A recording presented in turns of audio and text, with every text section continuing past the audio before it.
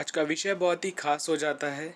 और अभी हाल ही में आपने देखा होगा, भारत ने T20 जो वर्ल्ड कप जीता, उसके बाद जो खिलाड़ियों का उत्साह था, निश्चित तौर पे भावना जो होती है वो अपने आप में इतनी उच्च हो जाती है कि आपने देखा होगा बहुत सारे जो क्रिकेटर थे उन्होंने तिरंगे को लपेटा या सारी चीज़ें हुई।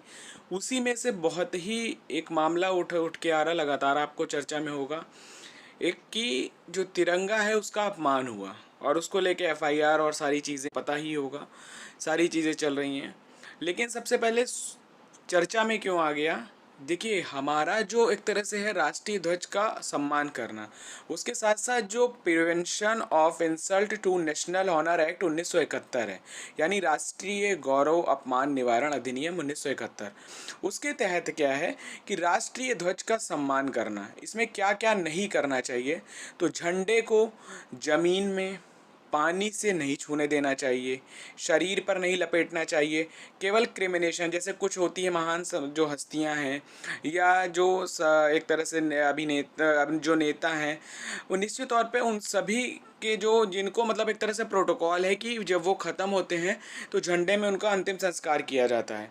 तो ध्यान रहे, उसको छोड़ के शरीर पे नहीं लपेटना, साथ ही झंडे पर कुछ लिखा नहीं होना चाहिए, कॉमर्शियल यूज़ के लिए झंडे का प्रयोग नहीं करना चाहिए, कपड़ा बना के उसको पहनने का उपयोग नहीं करना चाहिए, अपमानजनक तरीके से उसका इस्तेमाल नहीं करना चाहिए। ये सभी चीज़ें हैं कि झंडे में ऐसे नहीं करना चाहिए। इसके साथ साथ क्या कहता है कानून, जो फ्लैग कोड ऑफ इंडिया है 2002 का, उसके तहत कहा गया है कि भारत के जो तिरंगे उसको लेके कुछ नियम बनाए गए हैं।